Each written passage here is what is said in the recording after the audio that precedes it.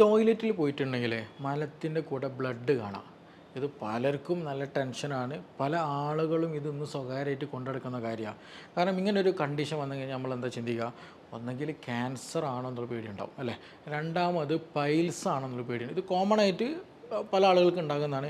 ഇതുള്ള ആളുകൾ പല ആളുകൾ എന്ത് ചെയ്യും, മിണ്ടാതെ വെക്കും എന്നുള്ളതാണ്. ചിലപ്പോൾ എന്തെങ്കിലും ക്ഷീണമായിട്ടായിരിക്കും, അല്ലെങ്കിൽ വേദനയായിട്ടായിരിക്കും. അങ്ങനെ എന്തെങ്കിലും അവസ്ഥയിൽ ക്ലിനിക്കിലേക്ക് വരും. ആ സമയത്ത് ഹിസ്റ്ററി എടുക്കുന്ന സമയത്താണ് പല ആളുകളും സ്വകാര്യമാക്കി വെച്ചത് അറിയാമെന്നുള്ളതാണ്. അപ്പോൾ പല ആളുകൾക്കും പേടിയുള്ളതാണ് ഈ ഒരു പ്രശ്നം. മലത്തിൻ്റെ കൂടെ ബ്ലഡ് വരെ അത് ക്യാൻസർ ആകുമോ, അല്ലെങ്കിൽ പൈൽസ് ആണോ, അല്ലെങ്കിൽ ഫിഷറാണോ, ഇനി അതെങ്ങനെ നമുക്കത് മനസ്സിലാക്കാൻ പറ്റും, അത് മാറിക്കിട്ടാൻ എന്തെങ്കിലും മാർഗ്ഗമുണ്ടോ, എന്തെങ്കിലും ടെസ്റ്റുകൾ ചെയ്യേണ്ടി വരും, പല ആളുകൾക്കും സംശയം ഉണ്ടാകുന്നത്. അപ്പോൾ ഇന്നിവിടെ നമ്മൾ ഡിസ്കസ് ചെയ്യാൻ പോകുന്ന ടോപ്പിക്ക് വേറെ ഒന്നുമില്ല, ഈ മലത്തിൽ എന്തെങ്കിലും ടോയ്ലറ്റിൽ പോകുന്ന സമയത്ത് ബ്ലഡ് വരാൻ കാരണം എന്താണ്, എന്തൊക്കെ അവസ്ഥകളിൽ അത് ഉണ്ടാകാൻ സാധ്യതയുണ്ട്, നമുക്കതെങ്ങനെ തിരിച്ചറിയാൻ കഴിയുന്നതിനെ കുറിച്ചിട്ടാണ് ഇന്നിവിടെ ഡിസ്കസ് ചെയ്യാൻ പോകുന്നത്. എൻ്റെ പേര് doctor Siraj, medical officer, QNB health care, Thamarassery.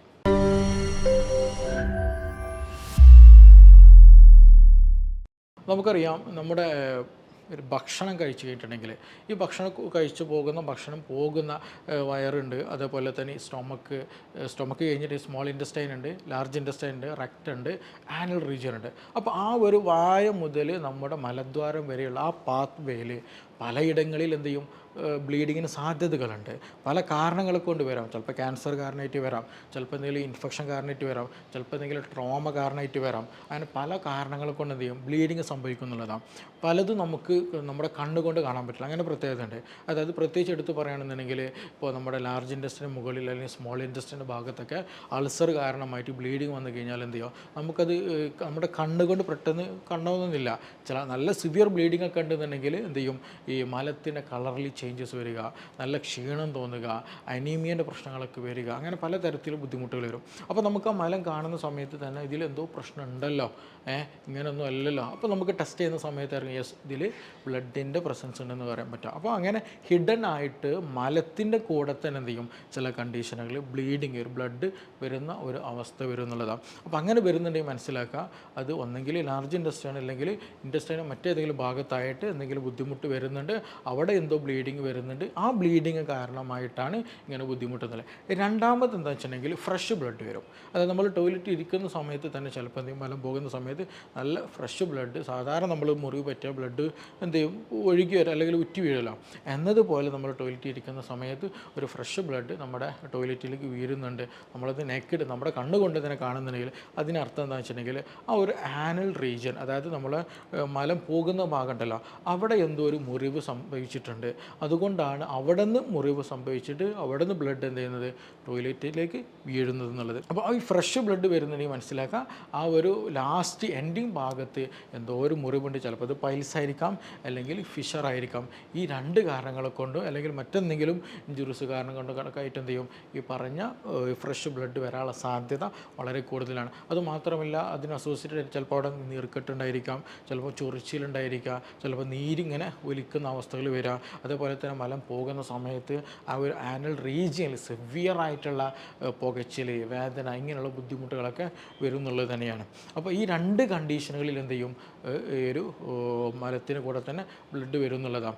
അപ്പോൾ ഇതിനൊരു മറ്റൊരു സംശയം ഉണ്ട്. അപ്പോൾ അങ്ങനെയാണെങ്കിൽ ഡോക്ടറെ ക്യാൻസർ ആണെന്ന് എങ്ങനെ നമുക്കറിയാൻ പറ്റും എന്നുള്ളത്. ക്യാൻസറിൻ്റെ കണ്ടീഷനിൽ നമുക്ക് നോക്കാനുള്ളത് ബ്ലഡ് ടെസ്റ്റുകൾ ചെയ്യൽ വളരെ ഇമ്പോർട്ടൻ്റ് ആണ്. പ്രത്യേകിച്ച് ക്യാൻസർ ഉള്ള ആളുകൾക്ക് അല്ലെങ്കിൽ അങ്ങനെ എന്തെങ്കിലും ഡൗട്ടുള്ള ആളുകൾക്ക് അവർക്ക് വെയിറ്റ് ലോസ് നല്ലോണം ഉണ്ടായിരിക്കും. പ്രത്യേകിച്ച് കാരണങ്ങളൊന്നുമില്ലാതെ ബോഡി ഭയങ്കര തിന്നായിട്ട് വരിക, നല്ല ക്ഷീണം തോന്നുക, അതുപോലെ തന്നെ ഇടയ്ക്കിടയ്ക്ക് ഇങ്ങനെ പനി വരുന്ന അവസ്ഥകളൊക്കെ വരുന്നുണ്ടെങ്കിൽ നിർബന്ധമായിട്ട് എന്ത് ചെയ്യണം, നമ്മൾ അതിൻ്റെ ട്രീറ്റ്മെൻറ്റിലേക്ക് പോകണം. അതിൻ്റെ വേണ്ട എക്സാമിനേഷനുകൾ, ടെസ്റ്റുകൾ ചെയ്യൽ വളരെ അത്യാവശ്യമാണെന്നുള്ളതാണ്.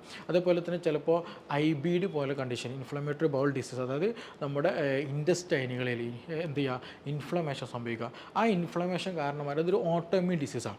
അത് നമ്മുടെ രോഗപ്രതിരോധ ശേഷി നമ്മളെ തന്നെ എന്ത് ചെയ്യുന്നത്, അറ്റാക്ക് ചെയ്യുന്നൊരു കണ്ടീഷൻ. അപ്പോൾ IBD പോലെയുള്ള അവസ്ഥകൾ വന്നു കഴിഞ്ഞാൽ എന്ത് ചെയ്യും, ഈ പറഞ്ഞ ബുദ്ധിമുട്ട് നല്ല രീതിയിൽ വരും എന്നുള്ളതാണ്. അതായത് ബ്ലീഡിങ് ഉണ്ടാകാനുള്ള സാധ്യത വളരെ കൂടുതലാണ്. അതുപോലെ തന്നെ ഡിസെൻട്രി വരും, അതായത് നല്ല രീതിയിൽ കൂടുതൽ ശോധന പോകും. അങ്ങനെയുണ്ട് ചില ആളുകൾക്ക്, അങ്ങനെയാണ് ദിവസം എന്ത് ചെയ്യും, നമ്മൾ 10-12 തവണയൊക്കെ പോകുന്നുള്ള.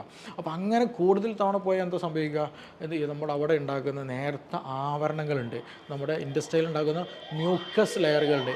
ആ മ്യൂക്കസ് ലെയറുകൾ ഡാമേജ്ഡ് ആവാനും അവിടെ പ്രത്യേകിച്ച് ആനൽ റീജിയൻ റീജിയനിലൊക്കെ എന്ത് ചെയ്യും, നമ്മുടെ അവിടെ വാഷ് ചെയ്യുന്ന രീതിയും കൂടിയാണ്. അപ്പോൾ അതുകൊണ്ട് തന്നെ ആ ഒരു ആനൽ റീജിയൻ പ്രത്യേകിച്ച് അവിടുത്തെ മ്യൂക്കസ് നഷ്ടപ്പെട്ടു പോകാനും അവിടെ ഇഞ്ചുറി ഉണ്ടാകാനും മുറിവുണ്ടാകാനും ബ്ലീഡിങ് വരാനുള്ള സാധ്യതയുണ്ട്. അപ്പോൾ കൂടുതൽ ടോയ്ലറ്റിൽ പോയി കഴിഞ്ഞാലും ഈ പറഞ്ഞ ബുദ്ധിമുട്ടുകൾ വരും എന്നുള്ളതാണ്.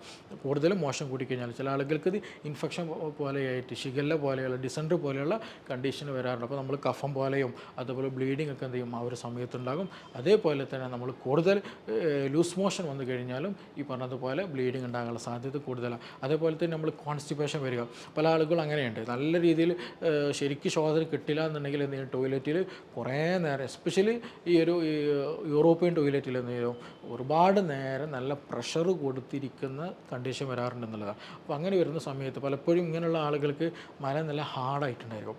അപ്പോൾ ഈ ഹാർഡായിട്ടുള്ള നല്ല സ്റ്റോൺ പോലെ കല്ലിൻ്റെ ഒക്കെ ഒരു ഉറപ്പുണ്ടായിരിക്കും. അപ്പോൾ ഇത് നമ്മുടെ ആ ഒരു ആനൽ റീജിയൽ വരുമ്പോൾ ആ ഒരു ഭാഗത്തൊക്കെ ഇത് കോറിയിട്ട് അല്ലെങ്കിൽ അവിടെ ഇഞ്ചുറി ആക്കിയിട്ട് മുറിപ്പെടുത്തിയിട്ട് എന്ത് ചെയ്യും ഇത് വരും എന്നുള്ളതാണ്. അപ്പോൾ അവിടെ മുറിവുണ്ടാകുമ്പോൾ എന്ത് ചെയ്യും, ബ്ലീഡിങ് വരും, പിന്നെ അത് ഇൻഫെക്ഷൻ വരും, ചൊറിച്ചിൽ വരും, പുകച്ചിൽ വരും, ഇങ്ങനെയുള്ള പല അസ്വസ്ഥതകൾ വരും എന്നുള്ളതാണ്. ചുരുക്കി പറയുകയാണെന്നുണ്ടെങ്കിൽ ഇങ്ങനെയുള്ള പല കണ്ടീഷനുകളിൽ എന്ത് ചെയ്യാറുണ്ട്, ബ്ലഡ് കാണാറുണ്ട് എന്നുള്ളതാണ്. അപ്പോൾ അതിനൊക്കെ കൂടെ നമ്മൾ ശ്രദ്ധിക്കാനുള്ളത്, നിങ്ങൾക്ക് നല്ല ഫീവർ വരുന്നുണ്ട്, വയറുവേദന വരുന്നുണ്ട്, മറ്റു ക്ഷീണം നല്ലോണം തോന്നുന്നുണ്ട്, പിന്നെ അതേപോലെ മറ്റു പല അസ്വസ്ഥതകൾ, അതേപോലെ വിശപ്പ് ചിലപ്പോൾ നല്ലോണം കൂടുക, വിശപ്പ് തീരെ ഇല്ലാത്ത അവസ്ഥകൾ വരിക, അതേപോലെ തന്നെ ഇടയ്ക്കിടയ്ക്ക് ടോയ്ലറ്റിൽ പോകേണ്ട അവസ്ഥകൾ വരിക, ചില ഫുഡ് കഴിക്കുമ്പോൾ കൂടുതൽ പ്രശ്നങ്ങൾ വരിക, ഇങ്ങനെയുള്ള മറ്റു ലക്ഷണങ്ങളൊക്കെ വരുന്നുണ്ടെന്നുണ്ടെങ്കിൽ നിർബന്ധമായിട്ട് എന്ത് ചെയ്യണം, ടെസ്റ്റുകൾ ചെയ്യേണ്ടതുണ്ട്. കാരണം ഇത് പറഞ്ഞ പോലെ ഫിഷർ ആകണമെന്നില്ല, ചിലപ്പോൾ IBD IBS അങ്ങനെയുള്ള പല കണ്ടീഷനാകാനുള്ള സാധ്യത ഉണ്ട്. അപ്പോൾ ഏതാണോ എന്ന് അറിഞ്ഞതിന് ശേഷം മാത്രം നമ്മൾ ട്രീറ്റ് ചെയ്യുക എന്നുള്ളതാണ്. ഇനി അതിൻ്റെ കൂടെ തന്നെ ഇപ്പോൾ നിങ്ങൾക്ക് ഈ പറഞ്ഞതുപോലെ പൈൽസിൻ്റെ ഇഷ്യൂസ് ആണെങ്കിൽ ശ്രദ്ധിക്കാനുള്ളത്, നിങ്ങൾ സിറ്റ്സ് ബാത്ത് ചെയ്യാനും നല്ലോണം ശ്രദ്ധിക്കുക. ഫിഷറും പൈൽസൊക്കെ ആണെങ്കിൽ ഏറ്റവും ബെസ്റ്റ് ഒരു ഓപ്ഷനാണ് സിറ്റ്സ് ബാത്ത് ചെയ്യാന്നുള്ളത്. പ്രത്യേകിച്ച് നമ്മൾ എന്ത് ചെയ്യുക, ഒരു പരന്ന പാത്രത്തിൽ ഒരു ഇളം ചൂടുള്ള തിളപ്പിച്ച് ആറിയ ഒരു ഇളം ചൂടുള്ള വെള്ളത്തിൽ ഉപ്പിട്ടിട്ട് എന്ത് ചെയ്യുക അതിലിരിക്കുക എന്നുള്ളതാണ്. അപ്പോൾ അങ്ങനെ ചെയ്തിട്ടുണ്ടെങ്കിൽ എന്ത് ചെയ്യും, നമ്മുടെ ആ ഒരു ഭാഗത്ത് മുറിവുകളൊക്കെ ഉണ്ടെന്നുണ്ടെങ്കിൽ അത് ഉണങ്ങാനും അവിടെ ഇൻഫെക്ഷൻ കുറയ്ക്കാനും അതേപോലെ തന്നെ ആ നീരൊലിക്കുന്നതും ആ വേദനയൊക്കെ കുറയ്ക്കാനും നന്നായിട്ട് ഹെൽപ്പ് ചെയ്യും. അത് നമ്മൾ നിർബന്ധമായിട്ട് ശ്രദ്ധിക്കുക. അതേപോലെ ടോയ്ലറ്റിൽ നിങ്ങൾ എന്ത് ഒരിക്കലും കൂടുതൽ സമയം ഇരിക്കരുത്, നല്ല രീതിയിൽ ആവശ്യത്തിന് വെള്ളം കുടിക്കാൻ ശ്രദ്ധിക്കുക എന്നുള്ളതാണ്. അതിന് കൂടെ നമ്മൾ ശ്രദ്ധിക്കാനുള്ളത്, ചില ഫുഡുകൾ നമ്മൾ നിർബന്ധമായിട്ട് അവോയ്ഡ് ചെയ്യണം. കാരണം ചില ഫുഡുകൾ എന്ത് ചെയ്യും, ഈ പൈൽസിൻ്റെ ഇഷ്യൂസ് നമ്മൾ നല്ല ട്രിഗറിങ് നടക്കും, വീണ്ടും വീണ്ടും അത് ഉണ്ടാക്കിക്കൊണ്ടിരിക്കും എന്നുള്ളതാണ്. അപ്പോൾ അതുകൊണ്ട് തന്നെ ഞാൻ ഈ പറയുന്ന ഫുഡുകൾ ഒഴിവാക്കുക. ഒന്ന്, നമ്മൾ കൂടുതൽ നോൺ വെജ് നമ്മൾ മാക്സിമം ഒന്ന് ഒഴിവാക്കാൻ ചെയ്യുക. അതുപോലെ നമ്മൾ ഓയിലിട്ട ഫുഡുകൾ, നല്ല കരിച്ചതും പൊരിച്ചതും വറുത്തതുമായുള്ള ഫുഡുകളൊക്കെ ഉണ്ടെങ്കിൽ അത് ഒഴിവാക്കാൻ ശ്രദ്ധിക്കുക. അതുപോലെ തന്നെയാണ് നല്ല സ്പൈസസ്, എരിവ് കൂടിയ ഭക്ഷണങ്ങൾ കഴിക്കുന്ന ശീലമുണ്ടെങ്കിൽ അത് ഒഴിവാക്കാൻ നല്ല രീതിയിൽ ശ്രദ്ധിക്കുക. അതേപോലെ തന്നെയാണ് ബേക്കറി ഉൽപ്പന്നങ്ങൾ പൂർണ്ണമായിട്ട് ഒഴിവാക്കാൻ ശ്രദ്ധിക്കേണ്ടതുണ്ട്. ഇതിൻ്റെ കൂടെ തന്നെ നല്ല വെള്ളം, ഒരു 2-3 ലിറ്റർ വെള്ളം കുടിക്കുക. ദിവസം ഒരു 6-7 മണിക്കൂർ നല്ല ഡീപ്പ് സ്ലീപ്പ് കിട്ടേണ്ടതുള്ളത് ഉറപ്പ് വരുത്തുക. അമിതമായിട്ടുള്ള സ്ട്രെസ്സ് കണ്ടീഷൻ ഉണ്ടെന്നുണ്ടെങ്കിൽ അതും നിങ്ങൾ ആ ഒരു കണ്ടീഷനിൽ നിന്ന് മാറാനും പരമാവധി ശ്രദ്ധിക്കേണ്ടതുണ്ട്. കാരണം ഈ പറഞ്ഞ കാര്യങ്ങൾ എസ്പെഷ്യലി അതേപോലെ തന്നെ ശ്രദ്ധിക്കേണ്ടതാണ്. ഈ ഇങ്ങനെയുള്ള ഇഷ്യൂസ് ഉള്ള ആളുകൾ നേന്ത്രപ്പഴം ഒഴിവാക്കണം നല്ലതാട്ടോ. നേന്ത്രപ്പഴം, അതേപോലെ ഡേറ്റ്സ്, ഈത്തപ്പഴം, പിന്നെ അതേപോലെ തന്നെ ഇതൊക്കെ കഴിക്കുമ്പോൾ നല്ലതാണ്, പ്രശ്നമൊന്നുമില്ല. പക്ഷേ ഈ ഒരു കോൺസ്റ്റിപ്പേഷനൊക്കെ ഉള്ള ആളുകളൊക്കെ ആണെന്നുണ്ടെങ്കിൽ അവർക്ക് ഈ കോൺസ്റ്റിപ്പേഷൻ ഉണ്ടാകാനുള്ള സാധ്യത പിന്നെയും കൂടും. അപ്പോൾ അങ്ങനെയുള്ള ആളുകൾക്ക് ബെസ്റ്റ് ചോയ്സാണ് ഈ പറഞ്ഞ പേരക്ക, വളരെ നല്ലതാണ്. അതുപോലെ നെല്ലിക്ക കഴിക്കണം നല്ലതാണ്, കുക്കുംബർ കഴിക്കണം നല്ലതാണ്. ഇങ്ങനെയൊക്കെയുള്ള നല്ല ഈസിലി ഡൈജസ്റ്റബിൾ ആകുന്നതും അതേപോലെ അത്യാവശ്യം വാട്ടറി ഉള്ളതും നല്ല ഫൈബർ അടങ്ങിയുള്ള ഭക്ഷണങ്ങൾ നല്ല രീതിയിൽ ഉൾപ്പെടുത്തും. അപ്പോൾ നമുക്ക് ആ ഒരു കോൺസ്റ്റിപ്പേഷൻ മാറാനും ഇൻഫ്ലമേഷൻ കുറയ്ക്കാനൊക്കെ നന്നായിട്ട് ഹെൽപ്പ് ചെയ്യും. മറ്റേത് ആ ഓയിലും ആ ഉപ്പും പിന്നെ അതുപോലെ സ്പൈസസും അതെല്ലാം കൂടി റെഡ് മീറ്റൊക്കെ ആണെന്ന് പറയാൻ വേണ്ട, ഈ ഇഷ്യൂസ് നല്ലോണം കൂടും. അപ്പോൾ ഭക്ഷണത്തിലും കൂടെ എന്ത് ചെയ്യുക, നമ്മൾ നല്ല രീതിയിൽ കൺട്രോൾ വരുത്തുകയാണെന്നുണ്ടെങ്കിൽ ഇത് നല്ല രീതിയിൽ നമുക്ക് നമ്മുടെ ഒരു കണ്ടീഷനിലേക്ക് കൊണ്ടുവരാൻ പറ്റും. കൂടുതൽ ബുദ്ധിമുട്ടുകളില്ലാതെ തന്നെ നമുക്ക് മാനേജ് ചെയ്യാൻ പറ്റും. അപ്പോൾ ഈ വിഷയത്തിൽ നിങ്ങൾക്ക് എന്തെങ്കിലും സംശയങ്ങളുണ്ട്, കൂടുതലൊക്കെ അറിയാൻ താല്പര്യമുണ്ടെങ്കിൽ താഴെ തന്നിട്ടുള്ള നമ്പറിൽ ബന്ധപ്പെടാം. നമുക്കിനി മറ്റൊരു വിഷയവുമായി ബന്ധപ്പെട്ടിട്ട് വീണ്ടും കാണാം. Thank you.